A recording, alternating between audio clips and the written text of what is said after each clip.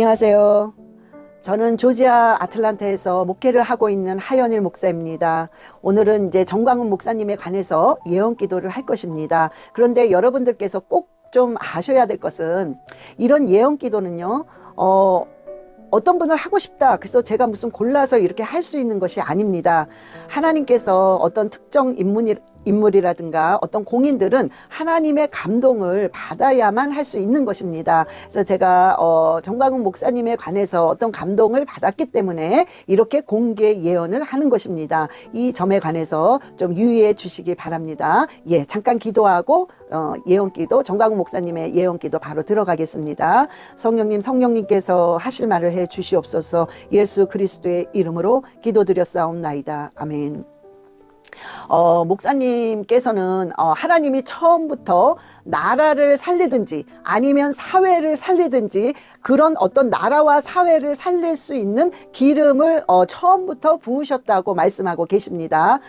그러니까 근데 이제 나라가 어려울 때, 때로는 사회가 어려울 때, 때로는 어떤 기간이 어려울 때마다 목사님한테는 어떤 다른 어나들 기름 부음이, 즉 일반 주회종들이 그냥 받는 기름 부음 말고 또 다른 기름 부음이 부어져요. 그런데 그때는 언제냐면 사회가 위급할 때, 어떤 나라가 위급할 때, 기간이 위급할 때 목사님한테 하나님께서 또 다른 기름 부음을 부으셔서 갑자기 생각지도 않았던 걸 생각나게 하시고, 또한 어떤 계획을 하지 않은 것을 밀고 나가게끔 하는 그런 기름 부음을 주셨다고 말씀하고 계십니다.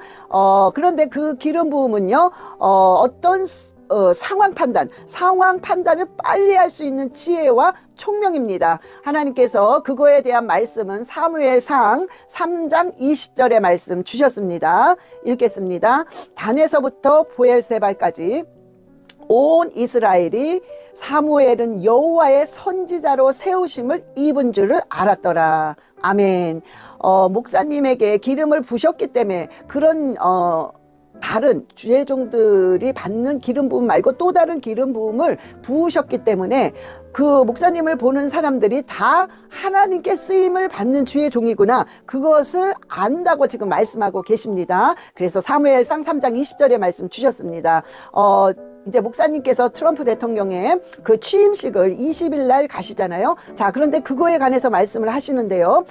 지금 제일 중요한 한 가지의 문제는 통역을 놓고 반드시 기도를 하라고 말씀하십니다. 기도를 하셔야 됩니다. 통역관이 통역을 하는데 그 통역하는 트럼프 대통령을 만날 때 시간이 많이 주어지지 않기 때문에 그 짧은 시간 내에 하나님께서 하시고자 하시는 말씀을 정광훈 목사님 입술을 통해서 반드시 말씀하실 것입니다. 그렇게 되면 통역이 필요한데 그 통역에게 기름을 부어달라고 기도하셔야 됩니다. 그럼 통역관들이 일반 언어를 사용을 보통 하는데 그 하나님의 기름 부음이 부어지게 되면은 상대방, 즉 트럼프 대통령이 너무나도 좋아하는 단어들이 있습니다. 똑같은 표현을 해도 어떤 단어를 틀리게 할 때 상대방으로 하여금 굉장히 감동을 받게 하기 때문에 그 하나님께서 그 통역관에게 기름을 부을 때 일반적인 단어를 쓰는 게 아니라 그 하나님께서 트럼프 대통령에게 감동을 줄 수 있는 단어를 사용하게 하십니다. 그래서 통역관을 놓고 꼭 기도해 주시기 부탁드립니다. 또한 두 번째, 꼭 목사님이 트럼프 대통령을 만날 때 대화 가운데 주의를 하셔야 될 문제는, 예를 들어서 딱딱 끊어서 하셔야 된다는 것입니다. 예를 들어서 저는 트럼프 대통령을 존경하는데 이것을 존경합니다, 이렇게 쭉 이어서 하지 마시고요. 저는 트럼프 대통령을 존경합니다. 그럴 때 통역이 나가고요. 그런데 그거는 첫 번째 무엇이고, 그럼 통역이 딱 나가고, 두 번째 무엇이고, 그럼 통역이 나가고, 세 번째 무엇입니다. 딱딱 끊어서 통역이 딱딱 따로따로 나가게끔 하셔야 하는 것이 하나님이 원하시는 것입니다. 그럴 때 이 트럼프 대통령의 마음에 엄청난 감동이 오기 시작할 것입니다. 그래서 만나실 때 그 부분들을 꼭 주의해 주시기를 부탁드리겠습니다. 또한 목사님께서 이 목 부분과 이 어깨 부분이 굉장히 아픈 것을 알게 하십니다. 하나님께서 그러니까 생활을 하실 때 아무 지장 없을 정도로 하나님이 지금 건강을 회복시키고 계십니다. 마가복음 5장 34절의 말씀 주셨습니다. 예수께서 이르시되 딸아 내 믿음이 너를 구원하였으니 평안히 가라. 내 병에서 놓여 건강할지어다. 아멘. 하나님께서 어떤 일을 하실 때 목사님께서 전혀 지장 없이 하나님께서 건강함으로 모든 일을 할 수 있게끔 하나님께서 안수하시겠다고 말씀하고 계십니다. 하나님께서 또한 가정인데요. 목사님이 이제 젊을 때였겠죠. 목사님께서 그 젊을 때 어떤 자녀에 관한 상처를 주셨고 또한 자녀 역시 목사님에게 상처를 많이 줬던 그런 부분들을 하나님이 알게 하십니다. 근데 그런 부분들이 이제는 회복이 될 것이고 정말 하나님이 주시는 평강으로 어떤 만족함을 느낄 정도의 행복한 가정으로 점점 더 업그레이드 돼서 더 좋아지게 될 것이라고 말씀하고 계십니다. 시편 122편 7절의 말씀 주셨습니다. 내 성 안에는 평안이 있고 내 궁중에는 형통함이 있을지어다. 아멘. 목사님의 성 안에, 즉 목사님의 성 안은 가정입니다. 가정의 형통함과 평강이 넘치고 목사님이 나가서 목회를 하신다거나 어떤 나라를 위해서 일할 때마다 평강과 형통함이 임할 것이라고 말씀하고 계십니다. 목사님의 성격에 관해서 말씀하시는데요. 목사님은 참 솔직하신 분이시라고 하십니다.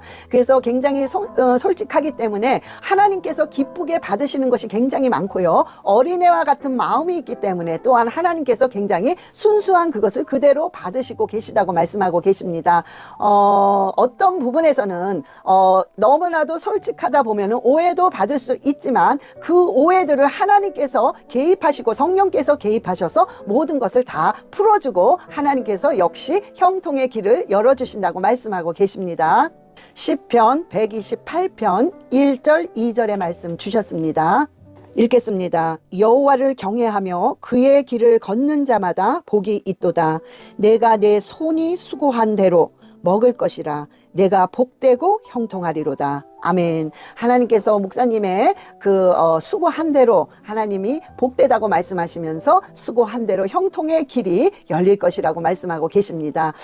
이 부분은요, 하나님께서 바꾸기를 원하고 계십니다. 목사님의 어떤 스타일을 하나님이 바꾸기를 원하고 계시는데요. 그 바꾸기를 원하고 계시는 부분은 에베소서 4장 29절입니다. 때로는 목사님이 어떤 사람을 만났을 때 저 사람이 나에게 도움을 주고 저 사람이 나를 인정해 주겠지라고 하는 사람들이 있을 것입니다. 그런데 그 사람은 절대 그렇지 않다는 것을 미리 아시고 상처를 받지 않으시기 바랍니다. 그 부분에 관해서는 목사님의 생각과 목사님이 보시는 눈과 하나님이 보시는 눈이 너무나도 틀리기 때문에 그렇습니다. 이사야서 55장 8절의 말씀 주셨습니다. 이는 내 생각이 너희 생각과 다르며 내 길은 너희의 길과 다름이니라. 여호와의 말씀이니라. 마지막으로 목사님이 잠을 주무실 때라든가 어딜 가실 때라든가 목회를 하실 때라든가 어느 순간에든지 어디에서든지 목사님 스스로가 머리에 손을 얹으시고 계속 예수 피를 뿌리시기 바랍니다. 그럴 때마다 오는 공격이 막아질 것이고 그럴 때마다 몸의 건강을 해치는 것이 없이 건강해질 것이고 또한 목사님이 그럴 때마다 상처를 받는 일들이 없을 수는 없지만 덜 하게 될 것이라고 말씀하고 계십니다. 사랑합니다. 축복합니다. 또한 제가 이렇게 정광훈 목사님에 관해서 예언 기도를 하나님께서 하실 수 있는 기회를 주셔서 너무나도 감사드리고 하나님께 영광을 돌리며 또한 목사님의 그 수고와 또한 그 많은 아픔들 그 모든 것들을 하나님이 분명히 갚아 주실 것입니다. 항상 건강하시고요. 목사님 새해 복 많이 받으시기 바랍니다.